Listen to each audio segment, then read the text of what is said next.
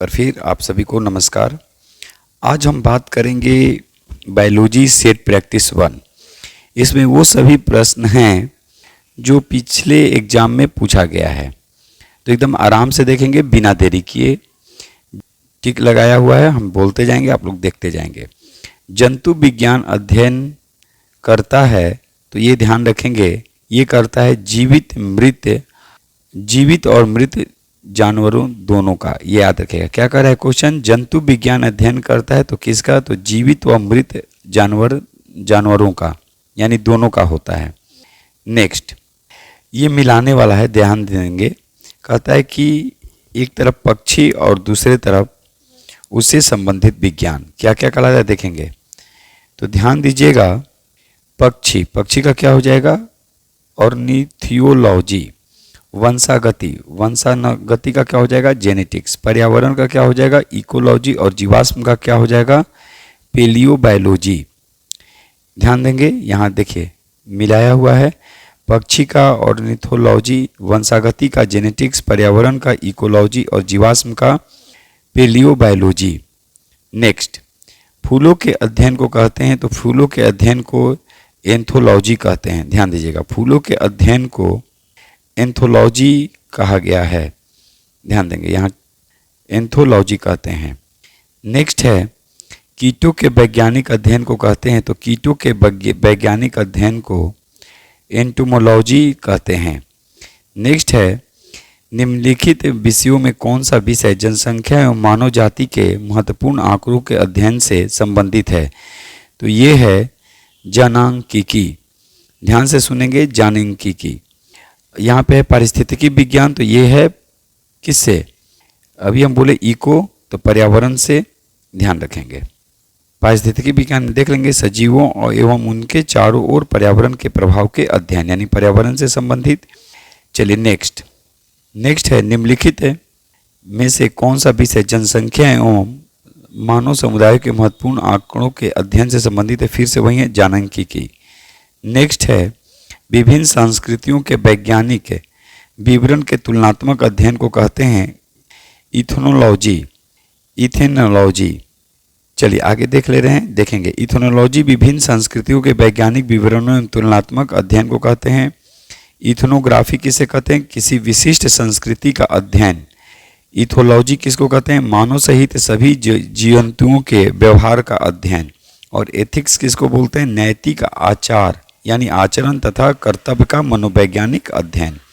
चलिए question number 8, वैज्ञानिक जगत में होने वाले कार्य, गुण व पद्धति के अध्ययन के इस ज्ञान को मशीनी जगत में उपयोग करने वाले को क्या कहते हैं? तो बायोनिक्स। नेक्स्ट है, पैलियो वनस्पति के अंतर्गत अध्ययन करते हैं, तो ये करते हैं, ये याद रखिएगा, पैलियो वनस्पति या पैलियोटेक्नोलॉजी के अंतर्गत पादप जीवाश्मों का अध्ययन किया जाता है। याद रखेंगे, यहाँ पे इनमें से कोई नहीं, यानी पादप से संबंधित जो होगा वो करते हैं। नेक्स्ट है, रेशम कीट पालन को कहते हैं, तो रेशम कीट पालन को कहते हैं, ध्यान रखेंगे, सेरीकल्चर। ध्यान रखेंगे, सेरीकल्चर। नेक्स्ट है, मधुमक्खियों का उपयोग किया जाता है, तो मधुमक्खी का एपीकल्चर। याद रखेंगे, एपीकल्चर। नेक्स्ट है, थोड़ा सा इसका सही से नहीं आ पाया है, फिर भी हम बोल दे रहे हैं, ध्यान रखेंगे। कहता है कि निम्नलिखित में कौन सुमेलित नहीं है? तो देखेंगे, एपीकल्चर शहद की मक्खी, sericulture silkworm, PC culture lakh की कीड़ा, यही सुमेलित नहीं है। याद रखिएगा, ध्यान रखेंगे। पीसी कल्चर जो होता है वो मछली पालन से संबंधित है। नेक्स्ट, कहता है कि लेक्सियोग्राफी का संबंध, तो ये ध्यान रखिएगा, ये शब्दकोश के संयोजन से है, ये शब्दकोश से संबंधित है। नेक्स्ट, सब्जी के लिए काम करने वाले पौधों के अध्ययन को कहते हैं, तो ध्यान रखेंगे, ओलेरी कल्चर। तो सब्जी के लिए क्या हो जाएगा? ओलेरी कल्चर। बीटी कल्चर के द्वारा निम्नलिखित में से कौन सा उत्पादन करते हैं? तो ये होता है अंगूर। नेक्स्ट, जेनेटिक्स निम्न में से किसका अध्ययन करता है? तो ये आनुवांशिकता के नियम का अध्ययन करता है। वृद्धावस्था जेंटोलॉजी, ये याद रखेंगे, वृद्धा अवस्था की अगर बात आएगा तो जेरेंटोलॉजी। नेक्स्ट, वर्मी कल्चर में प्रयुक्त वर्म होता है, याद रखिएगा, अर्थवर्म। वर्मी कल्चर में अर्थवर्म होते हैं। नेक्स्ट है जेरेंटोलॉजी, फिर से आ गया तो जेरेंटोलॉजी में याद रखेंगे नेक्स्ट पेडोलॉजी में निम्नलिखित में से किसका अध्ययन करते हैं, तो पेडोलॉजी में मृदा का अध्ययन करते हैं। ध्यान दीजिएगा कि जलोढ़ मिट्टी को खादर और बांगर के रूप में भी देखा जाता है। सबसे उपयुक्त मिट्टी मानी गई काली मिट्टी कपास की खेती के लिए, लेटेराइट मिट्टी मसालों की खेती के लिए जानी जाती है, लाल या पीली मिट्टी मोटे अनाजों के लिए जाना जाता है। नेक्स्ट है अस्थियों का अध्ययन विज्ञान क्या कहलाता है, तो ये कहलाता है ऑस्टियोलॉजी। अस्थियों का विज्ञान ऑस्टियोलॉजी कहलाता है। और हाइड्रोपोनिक्स में क्या होता है, तो मृदा विहीन पादप संवर्धन से संबंधित। अच्छा, अगर आपसे पूछा जाएगा कि, ध्यान देंगे, अभी हम आपको ऊपर में बताए थे सब्जियों का अध्ययन, तो आपको बताना है कि सब्जियों का अध्ययन किस में होता है। नेक्स्ट है हड्डियों की पढ़ाई विज्ञान किस में होती है, तो ऑस्टियोलॉजी अभी बोले। सर्पों के विषय में जानकारी प्राप्त करने वाला क्या कहलाता है, तो ये याद रखिएगा सर्पेंटोलॉजी। ये सब काफ़ी महत्वपूर्ण होते हैं प्रश्न। आगे कि निम्न में से कौन सा बेमेल है, तो देखेंगे इसमें जो साइकोलॉजी जो है ये मनोविज्ञान से संबंधित है, ये अलग है। नेक्स्ट आगे है पुस्तक द ओरिजिन ऑफ स्पीसीज किसके द्वारा लिखी गई है, तो ये जो लिखी गई है ये डार्विन के द्वारा लिखी गई है। डार्विनवाद को विकासवाद या प्राकृतिक वर्णवाद का सिद्धांत के नाम से भी जाना जाता है। नेक्स्ट है पृथ्वी पर सबसे पुराना जीव कौन सा है, तो ये हो जाएगा नीलहरित शैवाल, नीलहरित शैवाल। नेक्स्ट है जैव विकास को सर्वप्रथम किसने ये किया, तो लैमार्क। नेक्स्ट है डार्विनवाद का प्रकृति वर्णन, देखिए ये दे दिया, तो ये उपयुक्त सभी से हो जाएगा। ये क्या हो जाएगा, ये उपयुक्त सभी। नेक्स्ट है हम रिपीट जो क्वेश्चन है उसको छोड़ते हुए आगे बढ़ रहे हैं। ये देखिए ये काफ़ी महत्वपूर्ण प्रश्न है मिलाने वाला। जैसे उत्परिवर्तनवाद, ह्यूगो डी ब्रिज, विकास का सिद्धांत जो है ये याद रखिएगा, देख लेंगे। विकास का जो सिद्धांत जो दिया जाएगा तो ये क्या हो जाएगा, ह्यूगो डी ब्रिज। यहाँ पे ऐसे कर दे रहे हैं। विकास का जो सिद्धांत जो दिया जाएगा ये डार्विन के द्वारा, अभी हम बोले विकासवाद का सिद्धांत। उसके बाद देख लेंगे कि एक जीन एक एंजाइम की परिक्रमा वीडल और टैटम के द्वारा, ये हो गया। और ओपेरॉन अवधारणा जो दिया गया वो जैकब और मोनेट के द्वारा, ये काफ़ी महत्वपूर्ण होते हैं, इसको ध्यान रखेंगे। नेक्स्ट है विकास का मुख्य कारक क्या है, तो प्राकृतिक वरण। देखिए वहाँ पे क्वेश्चन था प्राकृतिक वरण का सिद्धांत या विकासवाद का सिद्धांत किसके द्वारा, तो डार्विन के द्वारा। तो ये ध्यान रखेंगे प्रकृति वरण। देखिए एकदम आराम से हम पढ़ा रहे हैं, हड़बड़ाएंगे आप लोग बिल्कुल नहीं। आधुनिक मनुष्य के हाल के जो पूर्वज हैं उनको बोला गया क्रो मैग्नोन मानुस। नेक्स्ट है देखेंगे शब्द डेनिसोवन। शब्द डेनिसोवन कभी कभी समाचार पत्रों में जो आता है ये किसके लिए आता है, ये क्वेश्चन पूछा गया है। तो ये ध्यान रखेंगे एक आदिम मानव स्पीसीज के लिए, जाति के लिए। मैमथ पूर्वज है किसके, तो हाथी का। ये सब काफ़ी महत्वपूर्ण क्वेश्चन है। अब यहाँ डायनासोर से जो क्वेश्चन है देखेंगे, डायनासोर से क्वेश्चन तो ये होता है मेसोजोइक सरीसृप। डायनासोर जो है ये मेसोजोइक सरीसृप के होते हैं। पेन वाला हम बाहर से देख रहे हैं, अभी इसमें हमको थोड़ा सा समझ में नहीं आता है पीडीएफ के माध्यम से, इसलिए बार बार मुझे पेन को ये करना पड़ता है। ऐसा कहीं ना कहीं होगा इसमें कि पेन एक बार जब ले लें तो वो उसको टिक करते हुए चले जाएं, इसीलिए हम टिक लगाकर इसमें लाए हुए हैं। चलिए आगे देखेंगे आर्कियोपेटेरिक्स किससे संबंधित है, तो जुरैसिक युग का सर्व पुरातन पक्षी से संबंधित है। नेक्स्ट है जीवों के विकास यानी इवोल्यूशन के संदर्भ में निम्नलिखित में से कौन सा कथन सत्य या अनुक्रम सही है, तो सैलामेंडर ये अजगर कंगारू से संबंधित है। चलिए आगे। अब कहता है कि निम्नलिखित में से कौन मछली नहीं है, तो देखेंगे स्टार फिश जो है मछली नहीं है, ये याद रखिएगा। जैसे starfish, jellyfish, silverfish, cuttlefish, hagfish, razorfish, crayfish, ये एक समुद्री जंतु का नाम है। न कि मछली का नाम है। अगर समुद्री घोड़ा देता, ध्यान दीजिएगा, तो समुद्री जो घोड़ा है ये मछली का प्रकार है। लेकिन अगर ऐसे रहे starfish, jellyfish, crayfish, silverfish, cuttlefish, hagfish, razorfish, तो ये मछली नहीं है। नेक्स्ट, गर्म रुधिर वाले जंतु वे होते हैं जो शरीर के तापक्रम को अपना एक समान बनाए रखते हैं। देखिए क्या होगा, हमेशा एक समान, ये ऑप्शन आ गया, देखेंगे ध्यान से, ठीक है। आगे देखिए, आ गया ना, वास्तविक रूप से मछली कौन है, तो समुद्री घोड़ा। निम्नलिखित में से कौन सा एक मछली नहीं, ठीक है। वहीं उड़ने वाला स्तनपायी, ये है चमगादड़। उड़ने वाला जो स्तनपायी है ये चमगादड़ है, ध्यान रखेंगे, ये चमगादड़ है। नेक्स्ट ध्यान देंगे, कहता है कि निम्न में से कौन स्तनपायी है, तो ठीक है, तो चमगादड़ भी है और व्हेल भी है, देखेंगे व्हेल भी है। चलिए आगे, आगे कहता है कि निम्न प्रजातियों में कौन सी दांत वाली व्हेलों में विशालतम प्रजाति है। तो क्या कर रहा है कि दांत वाली व्हेलों में, तो ये है स्पर्म व्हेल। नेक्स्ट, डॉल्फिन वर्गीकृत किए जाते हैं तो स्तनी में किए जाते हैं। एक बार फिर बोल रहे हैं, जो लोग 17 बीपीएससी दे रहे हैं वो टेस्ट सीरीज ज्वाइन कर सकते हैं, क्लास ज्वाइन कर सकते हैं, अलग तरीके से एकदम बिल्कुल कराए जाते हैं ताकि आपका पीटी और मेंस में कहीं दिक्कत ना हो। तो एक बार फिर हम बोलेंगे, शॉर्ट टर्म पढ़ने की कोशिश ना करेंगे, जो भी पढ़ेंगे विस्तार से पढ़ेंगे, थोड़ा समय लगे लेकिन विस्तार से ज़रूर पढ़िएगा। कोई भी किताब पढ़िए, ऐसा नहीं है कि 10 किताब लेकर पढ़ रहे, नहीं, एक ही किताब को पढ़िए, बार बार पढ़िए, जहाँ दिक्कत है हम आपके साथ हैं।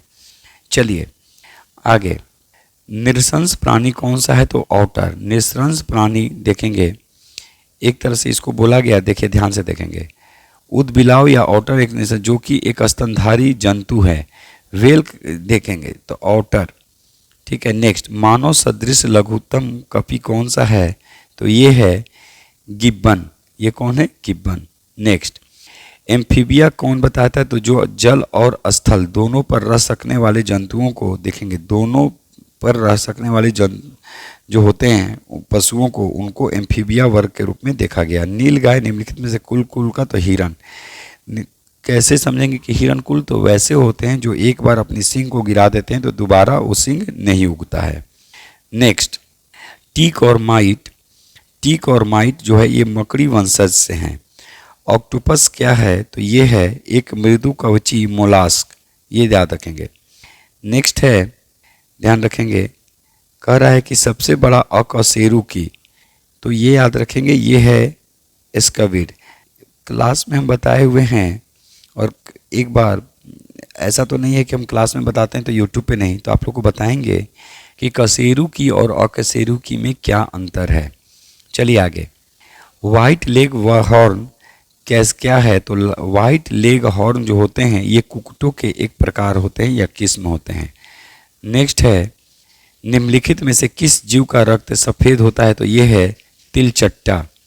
नेक्स्ट, निम्नलिखित में से किस ग्रुप के जंतु प्रायः रात्रिचर होते हैं, तो ये होते हैं मच्छर, चमगादड़, उल्लू। नेक्स्ट है, देखेंगे ये काफ़ी महत्वपूर्ण क्वेश्चन है, इसको ध्यान से देखेंगे। मच्छरों के निम्नलिखित कथनों पर विचार कीजिए। यह केवल नर रक्त चूसते हैं, जो गलत है। मादा ही सिर्फ रक्त चूसती है, देखिए ये दिया है मादा रक्त चूसती है, तो ये गलत हो गया। मादा पौधों का रस चूसती है, ठीक है, ये भी गलत है। मादा की अपेक्षा नर के डैने बड़े होते हैं, ये भी गलत है। नर की अपेक्षा मादा के ये बड़े होते हैं, तो ध्यान रखिएगा, मादा ही सर्वाधिक रस चूसती है क्योंकि उसके डैने बड़े होते हैं, तो आंसर हो जाएगा 2 और 5। नेक्स्ट देखेंगे, सांप के जहरीले विषवंत होते हैं जो रूपांतरित होते हैं जंबिका, याद रखिएगा, दंत के। नेक्स्ट है, चट्टान पर उगने वाले शैलोद्भिद। चट्टान पर उगने वाले को क्या बोलते हैं, शैलोद्भिद। नेक्स्ट है, क्वेश्चन रिपीट है इसीलिए हम आगे बार बार बढ़ जा रहे हैं, ये ध्यान रखें। घटपर्णी, ये ध्यान रखिएगा काफ़ी महत्वपूर्ण है, इसको हम लोग, एक पत्ता है घटपर्णी, ये याद रखिएगा, ठीक है, तो ये क्या है, पत्ता है। घटपर्णी के निम्नलिखित में से कौन सा घट में रूप में होता है? तो ये किस में होता है? पत्ता। ये याद रखेंगे। नेक्स्ट है, देखेंगे कौन सुमेलित नहीं है? तो घटपर्णी परिजीवी आवृत बीज। देखेंगे घटपर्णी या नेपथिन्स का पौधा प्रकाश संश्लेषण प्रक्रिया द्वारा अपना भोजन बनाते हैं। यानी प्रकाश संश्लेषण में क्या क्या चाहिए? तो CO2, H2O, ठीक है, क्लोरोफिल और सूर्य प्रकाश। ये याद रखिएगा, सूर्य प्रकाश, ये ध्यान रखेंगे। नेक्स्ट, फलों का वह प्रकार जिसमें लीची को रखा जाता है ड्रूप कहलाता है। याद रखेंगे, क्या कहलाता है? ये ड्रूप कहलाता है। आगे नेपथिन्स आ गया। देखिए नेपथिन्स आ गया। नेपथिन्स यानी घटपर्णी, ये क्या है? मेघालय में दुर्लभ हिमपातीय पौधा है। ये एक तरह से कह सकते हैं कि मेघालय में जो गारो, खासी और जयंतिया पहाड़ियाँ क्षेत्र हैं वहाँ पाई जाती है। और मेघालय की जनजातियाँ भी कहलाती है गारो, खासी और जयंतिया वहाँ की प्रमुख जनजाति है। आगे सब्जियों में रूपांतरित जड़, याद रखेंगे शकरकंद। एक आपको तरीका बता दे रहे हैं, हद कर दी आपने से तना को याद किया जा सकता है। जैसे आलू, अदरक, प्याज, ये सब ध्यान रखेंगे, ये तना है। तो ये क्या कर रहा है? रूपांतरित जड़, तो ये शकरकंद। आगे देखिए आलू क्या है? तो कंद, यहाँ भी दे दिया। निम्नलिखित में देखिए यहाँ भी आ गया तना, ये सेम क्वेश्चन है, ये भी वही है। तो ये अदरक, अगर तना पूछेगा तो अदरक। अभी आपको फार्मूला बताए, हद कर दी आपने। चलिए आगे, ये मिलाने वाला है, इसको आराम से देखिए। कहता है प्रकंद, प्रकंद क्या हो जाएगा? इसमें अदरक, वहीं तना वाला हो जाएगा अदरक। उसके बाद उस तना का भी ये प्रकार है ना, ध्यान रखेंगे। उसके बाद क्या कर रहा है? स्तंभ कंद, स्तंभ कंद के रूप में आलू। अगर ऐसे पूछे तो ये दोनों तना है। सलकंद, सलकंद में क्या हो जाएगा? लहसुन। और घनकंद में क्या हो जाएगा? जिमीकंद, सूरन। नेक्स्ट देखेंगे ध्यान से, यहाँ फिर आ गया वही क्वेश्चन। रूपांतरित स्तंभ के रूप में आलू को जानते हैं। मटर पौधा क्या है? तो साग कुल का है, ये याद रखिएगा। नेक्स्ट, लौंग कैसे प्राप्त होता है? तो लौंग जो प्राप्त होता है ये सूखे पुष्प कली से, ये याद रखिएगा, शुष्क पुष्प कली से। चलिए अब इसमें कह रहा है कौन सुमेलित नहीं है, ध्यान रखेंगे। तो ये केसर जो है ये सुमेलित नहीं, बीज है कह रहा है, ये गलत है। केसर एक मसाला है जिसे सैफ्रॉन कोकस के पुष्प वर्तिका तथा वर्तिकाग्र से प्राप्त किया जाता है, स्टिग्मा से प्राप्त करते हैं। चलेंगे आगे, देखिए यहाँ दे दिया। नेक्स्ट है, निम्न में कौन सा आलू का भाग खाने योग्य है? तो तना, अभी बोले भी। लहसुन में गंध का कारण है सल्फरिक यौगिक, ठीक है। देखेंगे प्याज का भी दे दिया, तो ये सल्फेनिक अम्ल, प्याज काटते समय जो आंसू जो निकलते हैं उसका कारण है सल्फेनिक अम्ल। और लहसुन के अभिलक्षण का कारण क्या है? सल्फर के यौगिक, ये काफ़ी महत्वपूर्ण है दोनों। जबकि प्याज काटते समय सल्फेनिक अम्ल निकलते हैं। आगे, पादप कल्ली क्या है? तो पादप कल्ली एक भ्रूणीय टहनी है। जीवन चक्र की दृष्टि से पौधे का सबसे महत्वपूर्ण अंग कौन है? तो ये है पुष्प। आगे, मिर्च की तीक्ष्णता का कारण क्या है? तो ये है कैस्पेसिन, ये याद रखिएगा कैस्पेसिन। इसका फॉर्मूला सूत्र क्या होता है? C18H27NO3। आगे, कुनैन, ये काफ़ी महत्वपूर्ण क्वेश्चन है, ये मलेरिया से संबंधित है। कुनैन जो मलेरिया के लिए उपयुक्त औषधि है, प्रमुख रूप से कहाँ से? तो ये आवृत्ति बीज पौधे, याद रखेंगे। यानी मलेरिया के उपचार के लिए कुनैन के छाल का ही प्रयोग करते हैं। प्लाज्मोडियम नामक परिजीवी से होता है, ये याद रखेंगे। देखिए वही है, कुनैन जो मलेरिया के इलाज में प्रयुक्त की जाती है, सिनकोना पादप के किस भाग से? तो छाल से प्राप्त होता है। क्वेश्चन रिपीट है, इसीलिए हम आगे बढ़ते जा रहे हैं। नेक्स्ट, लेग हीमोग्लोबिन पाई जाती है, तो ये लेग्यूम मूल ग्रंथियों में, लेग्यूम मूल ग्रंथियों में। नेक्स्ट है, देखेंगे निम्नलिखित में से कौन मानव निर्मित धन है जो प्रकृति में पाया जाता है? तो ये है ट्रिटिकेल, ये काफ़ी महत्वपूर्ण है, ये है ट्रिटिकेल। आगे कहता है कि निम्न में से किस समूह के जीवों का डूबने से हुई मृत्यु का पता लगाने में महत्व है? तो ये है डाइटम, ये समुद्री जीव से संबंधित होते हैं, ये याद रखिएगा, ठीक है। समुद्री जीव से संबंधित होता है, उसका नाम, उसको हम लोग बोलते हैं डायटम। नेक्स्ट, निम्नलिखित में मानव निर्मित, देखिए मानव निर्मित आ गया, फिर है ट्रिटिकेल, ये काफ़ी महत्वपूर्ण प्रश्न है। शहतूत का फल किससे होता है, तो ये सोरोसिस, ये याद रखेंगे। शहतूत का फल सोरोसिस कहलाता है। यह एक प्रकार का बहु या मिश्रित फल है। अनानास तथा कटहल का फल सिरोसिस कहलाता है। नेक्स्ट, जो महत्वपूर्ण है उसको हम लोग देख रहे हैं, देखेंगे। कहता है कि मरुभूमि के पादप अधिकतर जो होते हैं, ये याद रखेंगे, मांसल। अच्छा, एक चीज़, मरुस्थलीय पौधे जड़ें लंबी होती हैं क्योंकि वो पानी की तलाश में, ये काफ़ी महत्वपूर्ण है। और ये क्या है, मरुभूमि के पादप अधिकतर होते हैं और मांसल, ये याद रखेंगे। और मरुस्थलीय पौधे जड़ें लंबे होते हैं। मरुस्थल क्यों होती है भाई, तो वो पानी की तलाश में आगे बढ़ते जाते हैं। उसके बाद क्या क्वेश्चन कर रहा है, जो नमक युक्त मिट्टी में पाए जाते हैं, जो पौधे नमक युक्त मिट्टी में उगते हैं क्या कहलाते हैं, तो हेलोफाइट। नेक्स्ट, शुष्क जलवायु के भली भांति अनुकूलित पेड़ पौधों को कहते हैं मरुद्भिद। क्या बोलते हैं, मरुद्भिद। नेक्स्ट, एपीफाइट्स वे पौधे हैं जो अन्य पौधों पर निर्भर होते हैं यांत्रिक अवलंबन के लिए, यांत्रिक अवलंबन के लिए, काफ़ी महत्वपूर्ण है। नेक्स्ट है, चलिए, प्रथम पोषक स्तर के अंतर्गत आते हैं, तो प्रथम पोषक के अंतर्गत जो आते हैं वो होते हैं हरित पादप। पौधों द्वारा की गई विकर्ण ऊर्जा निम्न में परिणाम देती है, क्या देती है, तो जल का अपघटन, क्या देती है, जल का अपघटन। नेक्स्ट, अधिकांश कीट श्वसन कैसे करते हैं, तो वातक तंत्र के द्वारा। किसके द्वारा करते हैं, वातक तंत्र के द्वारा। नेक्स्ट है, जमी हुई झील के अंदर मछलियां जीवित रहती हैं क्योंकि वे तलों के निकट पानी में नहीं जमता। याद रखिएगा, देखेंगे ध्यान से, 4 डिग्री सी पर ही पानी का न्यूनतम आयतन और घनत्व अधिकतम होता है। तो 4 डिग्री सी उतना ही तक वो जमेगा और उसके नीचे वो मछली रहती है जो पूरा का पूरा पानी होता है, जिसके कारण से वो जीवित रहती हैं। ये याद रखिएगा, एक लाइन में बस समझना है। टमाटर में लाल रंग होने का लाइकोपीन, लाइकोपीन। चुकंदर आपको याद रखना है कि चुकंदर में होने का कारण क्या है, गाजर में होने का लाल रंग होने का कारण क्या है, या पीला होने का कारण क्या है, ये सब ध्यान रखेंगे। देखेंगे, क्वेश्चन आ गया, जल से बाहर निकलते ही मछलियां मर जाती हैं क्योंकि वे श्वास नहीं ले पाती हैं। मछलियां श्वास कहाँ से लेती हैं, तो गलफड़ों, गिल से लेती हैं। ये याद रखिए, कहाँ से लेती हैं, गिल से लेती हैं। नेक्स्ट, सेब के फल में लाली का कारण क्या है, तो एंथोयासिन। और देख लेंगे यहाँ पर कहता है कि कैरोटीन गाजर में, टमाटर में लाइकोपीन वर्णक, पीले रंग के वर्णक जैसे जेंथोफिल हल्दी में तथा चुकंदर में बिटानिन वर्णक पाए जाते हैं।